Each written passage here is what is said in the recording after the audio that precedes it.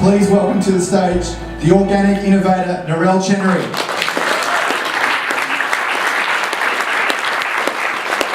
Thanks, Anthony. Testing, testing. Hello. Hello. I'm really grateful to you, Anthony. When you called me how many months ago? 12? Last year. Telling me about this concept, I'm like, hell yeah, I'm going to be there. So I'm very honoured and really grateful to speak to a bunch of people who are clearly very cool because you're here. And especially because you may not have heard about my products or what I do and my message. So I'm very grateful to have your ears for the next half hour. So forward. Yes. Okay, so we've heard about epigenetics. Yes, we've heard the term epigenetics, which is, okay, who thinks if your mum has breast cancer that you're going to get breast cancer? Oh, thank God. That's right. Yes, you're all right. So we've heard of Deepak Chopra. We replace 98% of all of our cells inside 1 year. What is it that our cells utilize to create new cells? Anyone? Yeah, absolutely. So our body is constantly manifesting itself based on what we ingest. So there's a lot of scope for pretty cool healing when you think about it. Dr. Bruce Lipton, and we've heard his book mentioned earlier today, I believe, Nina? 98% of all disease is preventable through lifestyle and health design. Think about that for a second. So if we change the way, if we change what we put into our body and we change what we do with our body, we can prevent disease. Our genes are not the cause of our disease. We create our body through our lifestyle changes. And this is an interesting stat. 99% of the DNA in your body are the bacteria in your gut. 99, just think about that, 99% of the DNA in your body is the gut microbiome, which is what's inside your GI tract. And that is highly responsive and changeable to lifestyle and food choices. Does that kind of give you an inkling as to the importance of your gastrointestinal bacteria? Pretty huge, huh? Were you aware of that? That 99% of the DNA. Have you heard of the 10-to-1 ratio of bacteria to human cells? Has everyone heard that one? Okay, so we have 100 trillion cells in our body. All right, they're the cells that make us human. Skin cells, blood cells, bone, liver. Okay, 10 times that amount, we have 10 times that amount of bacteria in our body. So we are actually only 10% human, 90% bacteria. All right, true story. So pretty important to look after the bugs. All right. Remember War of the Worlds? What was the thing that killed the bad aliens? Yeah.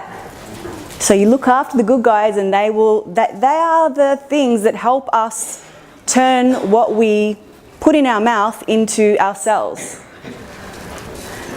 So if you learn nothing else out of my talk today, I'm okay with that. Just the importance of your gut bacteria is absolutely intrinsic to good health. So we're going to learn a few more things. So our body makes new blood cells every 3 months, a new skeletal system every 12 months, new skin cells every 4 weeks, new liver and kidney every 6 weeks. Our body creates a new liver every 6 weeks and a new digestive tract every 10 days. So our body is constantly renewing itself. So if we can change what we put in our body, we can create, literally, we can create a new body within a year. Pretty cool, huh? So some little stats. Okay, I think I mentioned this already. Bacteria in the colon outnumber total cells in the human body by 10 to 1. Bacteria, our poo is 60% bacteria. It amounts for about 1 kilo of weight in our colon. And for good health, because there's always good and bad, dark, light, yin, yang. For good health, we need about 85% beneficial bacteria. It's all about, it's a numbers game. So it's about competing. So we're always going to have bad bacteria. It's the balance, having more good bacteria than bad. And when it's out of balance, that's called dysbiosis. So this is wisdom, the art of getting beneficial bacteria from our food has essentially been lost to modern man.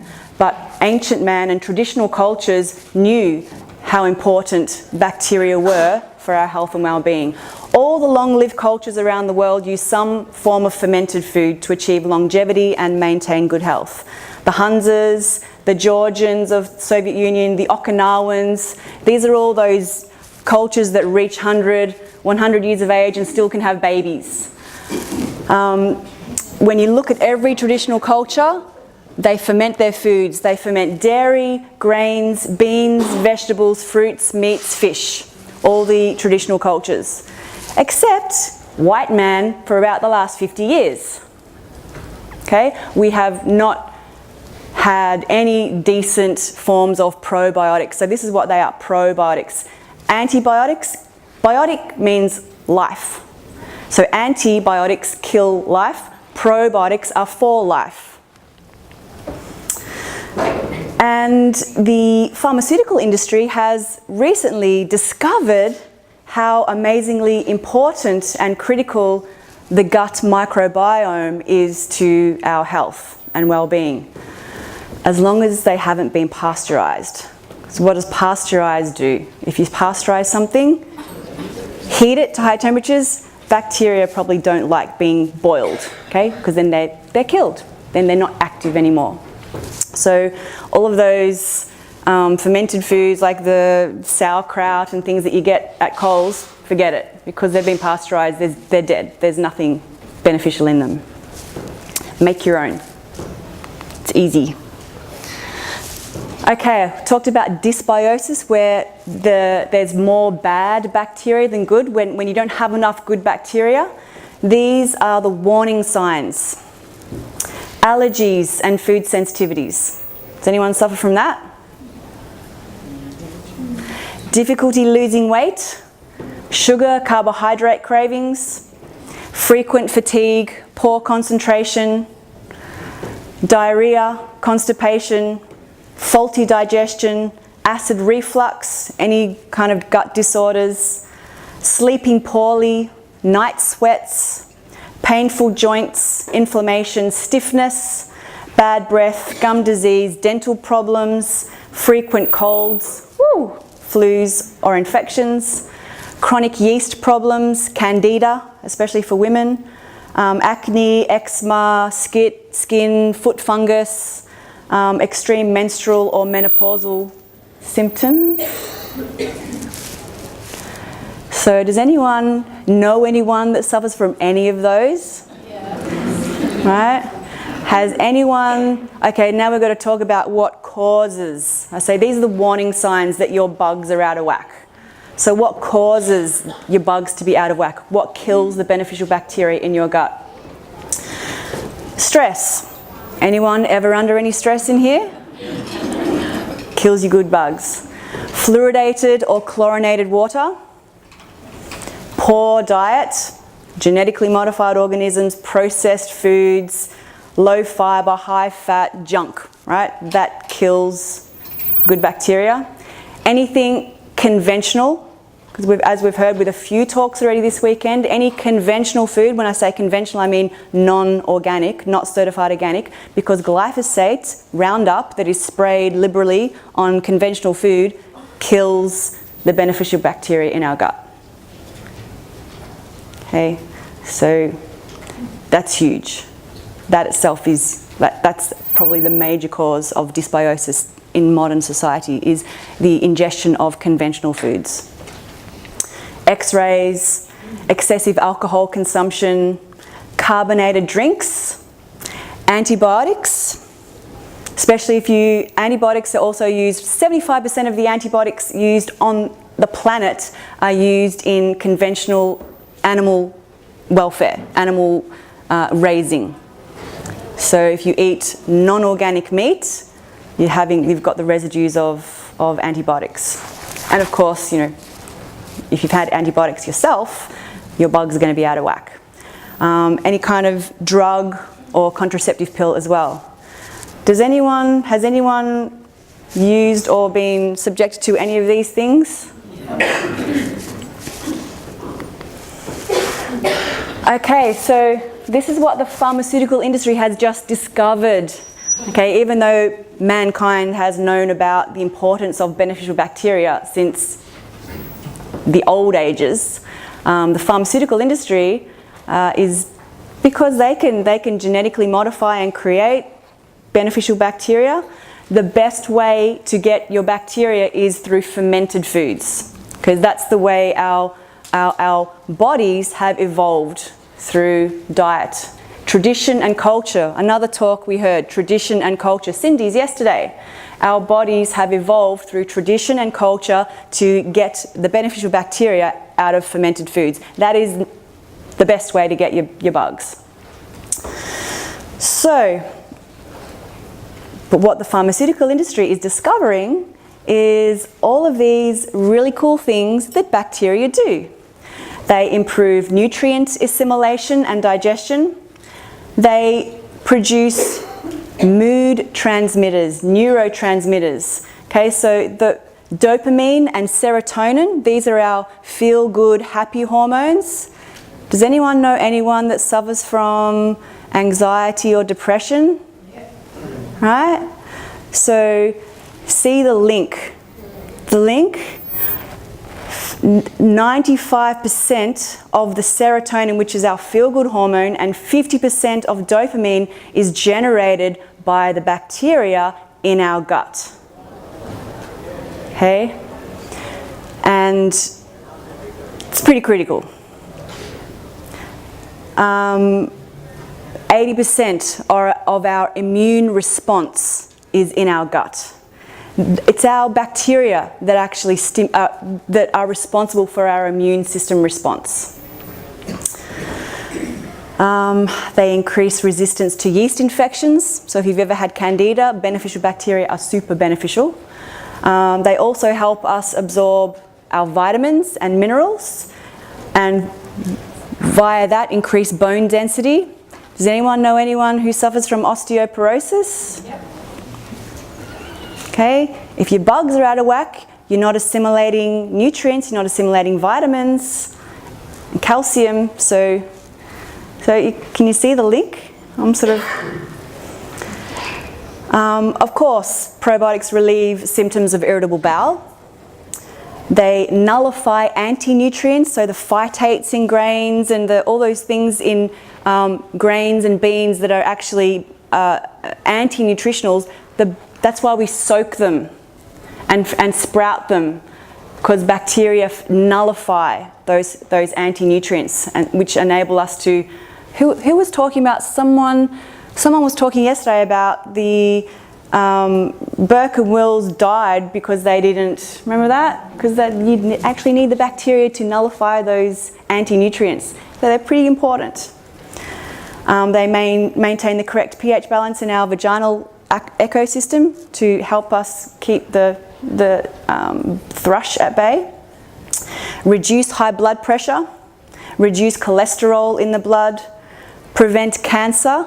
bacteria, the beneficial bacteria, produce cancer, tumor suppressing compounds. We always have, our immune system is constantly in, sort of mode to look out for toxic carcinogenic substances.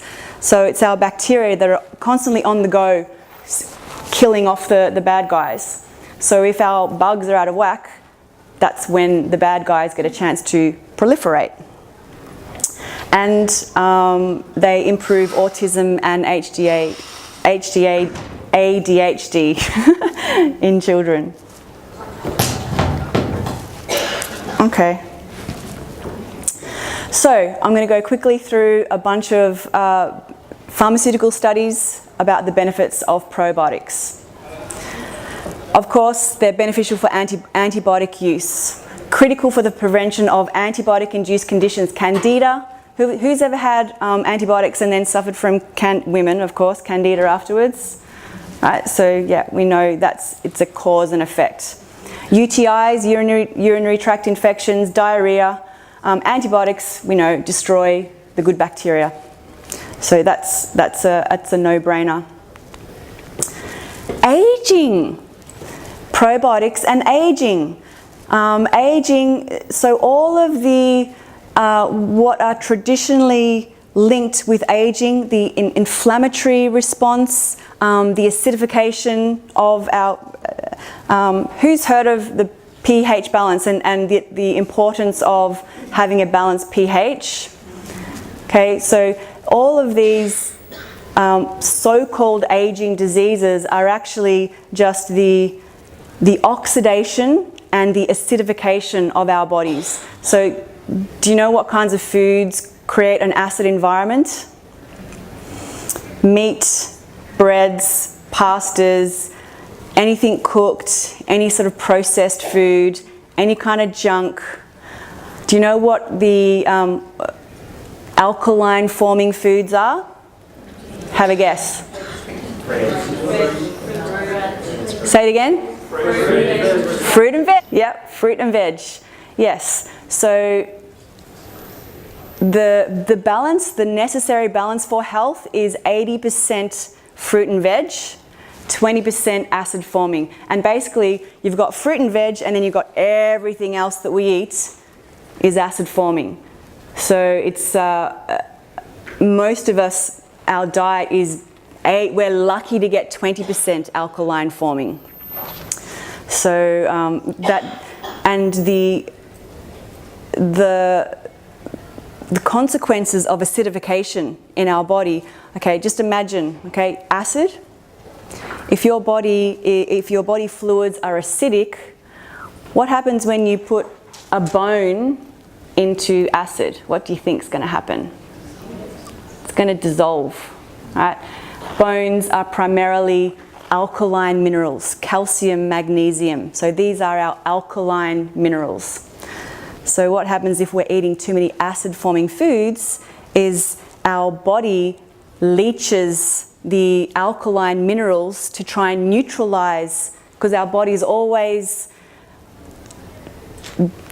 tending towards homeostasis to try and balance things out. So if we're too acid, it's actually going to destroy our kidneys. So one of the aging diseases is kidney disease, because what we're releasing through our kidneys are very acidic liquids. So our body tries to neutralize. It's a miracle. Our body is so crazily wise in what it does. So to prevent the calcification and the hardening and the destruction of our kidneys, our body will release all of its alkaline mineral stores. Who remembers high school chemistry? Acids, bases. Okay, so bases neutralize acids to become neutral. So the biggest storehouse of basic minerals, calcium and magnesium in our body, are our bones. So if we're eating too many acid foods, our bones get leached from calcium, which causes osteoporosis, and then all that free calcium floats around our body. What happens when something is calcified? Hardens. So all of these aging diseases, if you think about aging as calcification, hardening. Okay, so what happens when you've got calcified joints? Arthritis. What happens when you have calcified kidneys? Get kidney stones. What happens if you have a calcified brain? Dementia. Right, so do you see the link? So alkaline foods, and another cause of aging is inflammation, which is basically rusting. Oxidation is basically rusting. So when metals oxidize, they rust, but our body oxidizes as well. Oxidation is basically the loss of an electron, which is a negative charge. So guess what the most potent antioxidant foods are? Fruits and veg. Yep. Again, fruits and veg. So the best way of counteracting aging is to have fermented fruits and veg. All right, because you're getting your bacteria and you're getting the anti-inflammatory, antioxidant, alkalizing foods. So inflammation status and the presence of chronic disease, we've already talked about, that's basically inflammation. So probiotics improve the inflammatory condition of the elderly. Differences in the gut bacteria are related to the progression of disease and frailty in the elderly population. So as people age, their bacteria change and then they become more frail. It's very interesting. It's the change in the bacteria that is the cause. Okay, it's really very interesting, which they're discovering. So consumption of probiotics on a daily basis have been shown to improve the quality of life in elderly people. And all of those things down the bottom are the studies. If you want to actually do the research yourself, so it's not just me just telling you, I could be making it up, these are the actual medical studies. So if you want them, I'm happy to send them to you. Autism. This is a really, really cool study. Okay, so this study on autism actually failed. It was the definition of a failed study, because what happened is that they took 40 autistic children, ages between 4 and 8, half. So it was the gold standard in a pharmaceutical study, a double-blind, placebo-controlled study. So double-blind means both the doctor and the patient, neither of them know what they're getting. That's double-blind. Placebo-controlled means the number of participants are split in half. One gets the placebo, one gets the active. Okay, so double-blind placebo. So what happened is they took these 40 kids, split them in half, gave 20 a probiotic and gave 20 the placebo. And then halfway through the study, they swap over. Okay, and then they get the results of each time. So what happened in this study is that at the halfway mark, the parents of the kids that were getting the probiotic said, no, we're not gonna, we know little Johnny is on the good stuff because he's changed remarkably in the weeks that he's been having this probiotic. So we're not going to stop taking this. So your study can go to hell. It failed because they refused to go over to the placebo because it was that marked.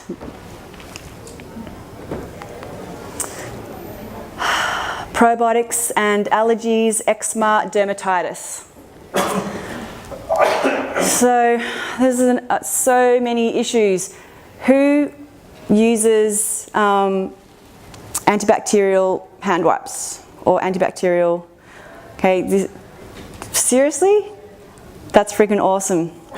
Okay, you guys are clearly not the norm. This is really, really good. I'm speaking to the right group of people.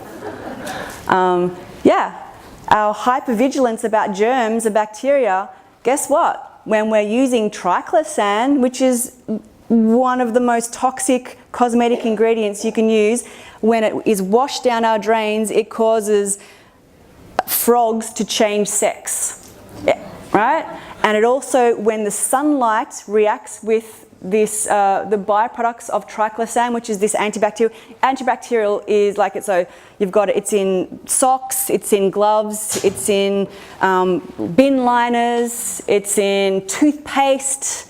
You know, the Colgate Total has triclosan. So toxic. It's actually carcinogenic. It's a hormone disruptor. But this is another topic. So don't use antibacterials, because they also, apart from being totally toxic to you, totally toxic to the environment. Oh my God, I've only got 5 minutes left. All right. Yeah, they also kill beneficial bacteria. Okay, they kill our bacteria. So when we're using them and when we're putting them on our kids, it's killing the bacteria that are actually imparting genetic. Remember the DNA in our body, 99% of the DNA in our body is bacteria. Bacteria learn and evolve, okay? So when we're not letting our kids get bacteria in their systems, they're losing a whole lot of genetic information, and then they don't have the immunity, they don't have the opportunity to build up the immunity. So this is technically the theory of vaccinations, okay, but real vaccination, real immunity, which is actually being involved with the bacteria and learning the response, as opposed to actual vaccinations, which have all sorts of toxins and aluminium compounds and monkey kidney cells that are contaminated with cancer and blah, blah, blah. Totally different. This is real immunity, is playing in the dirt. Okay, so let your kids play in the dirt. And there's all those studies telling you to let your kids play in the dirt. Anxiety and depression. Okay, who's heard of the saying your gut is your second brain? Yep. So the enteric nervous system found in the gut has more neurons than the spinal column and the central nervous system. How cool is that? So your gut has more brain activity than your actual brain. That is how important your gut is. And it has a direct communication channel. Your gut has a direct communication channel to your brain via the vagus nerve. Okay, critical stuff. And as I mentioned, the gut flora produce about 95% of our serotonin and 50% of our dopamine, and all of the antidepressants on the market today target serotonin and dopamine receptors. Good bacteria are really, really important for mental health. So there were two studies showing that if you eat fermented foods, you have less anxiety, less neuroticism. Probiotics may keep you from dwelling in the past, which is this whole, being in your head, being depressed, fearful. I'll send you the studies if you want, but yeah. I've only got 5 minutes, so I've got to hurry up. Less than 5 minutes.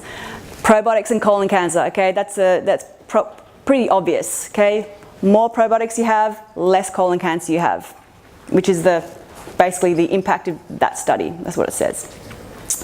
Cholesterol, hypertension. So probiotics improve cholesterol in the blood. Diabetes. This is really interesting. Okay, so what this researcher, 99% of the DNA in our body is bacteria. So our bacteria eats, feeding our bacteria is either killing them or helping them.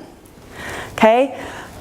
Now what this study found is that in type 2 diabetes, there was a fingerprint, there was a specific range of bacteria that were found in diabetic patients. Okay? And what happened is that he took poo from healthy people that didn't have diabetes, implanted it into the diabetic people, and they were not diabetic anymore. Right? So it's not This is the causation. This is so critical to understand that the health of our microbiome, our bacteria, are actually causing us to be healthy or not. It's not the other way around. Oh. Infections, MRSA, MRSA, methicillin-resistant Staphylococcus aureus, one of the deadly bugs that you catch when you go to hospital. Guess what can kill MRSA? Probiotics. Of course, IBS and other GI diseases. Everyone knows that probiotics are beneficial for irritable bowel syndrome and other gastrointestinal diseases, traveller's diarrhea. Just a quick story: the Enliven that I sell, which is our fermented food, 26 certified organic whole foods fermented for 3 weeks. So it's actually a naturally fermented probiotic in a powder form. I did the Machu Picchu trek a number of years ago, and I was the only one. Did it with about 20 people, and every night I'd be having my green powder and, oh, hi, you stinking hippie, ha ha ha. And I was like, okay. And everyone except me on the trip got explosive diarrhea. What's in that green stuff? Okay. Then they wanted to know. Leaky gut, food intolerances. Okay, so leaky gut, basically our gut lining, the leakiness or our gut lining is actually created from bacteria. Okay, bacteria and fats. So, of course, when we're eating genetically modified organisms, having antibiotics, drinking alcohol, drinking carbonated beverages, eating junk food, that is going to affect our gut lining, and then we're going to get a leaky gut. And then that's going to cause all the undigested foodstuffs because this between here and here is actually a tube. It's not actually inside our body, right? It's actually outside our body, if you think about it. Like we're just like it's a big donut. So the things that are actually allowed to pass through the membrane of our GI tract then get inside our body. So having a leaky gut, it's actually imperative to have a healthy gut lining so the things that aren't meant to get inside our body don't, because that causes all sorts of inflammatory autoimmune responses. Okay, so killing your bugs is going to cause leaky gut, which has lots of bad ramifications. Liver function, good for your liver. Good for obesity and metabolic syndrome.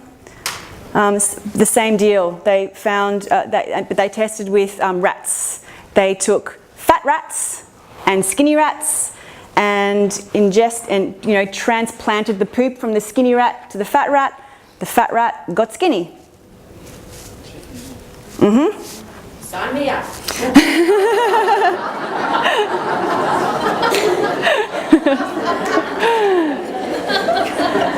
Rheumatoid arthritis, okay, and that's pretty much it. So, but the important things about probiotics is it has to be able to on-ferment. It has to be a live bacteria. If it's been pasteurized, or if you try and ferment it and make yogurt out of your probiotic and it doesn't work, it ain't going to be doing anything in your gut either. A good probiotic must be able to on-ferment, must be living, okay?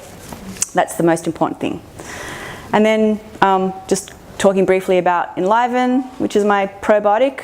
The beautiful thing about Enliven is that it's a product of 30 years. That was 10 years ago. So it's been 30 years. I'm not the actual developer of the Enliven. I've developed 75 other products, but not this one. The beautiful thing about our Enliven is that the bacteria have been stressed. They have gone through stresses that normally kill bacteria. So heat, cold, chlorine, salt, alcohol, preservatives, they've been subjected to stress and killed most of them off, and then the ones that survive go on to create the fermentation. So that's the difference between our product and most other probiotics on the market, is that they've been challenged and they're really tough. And that's it. Thank you very much.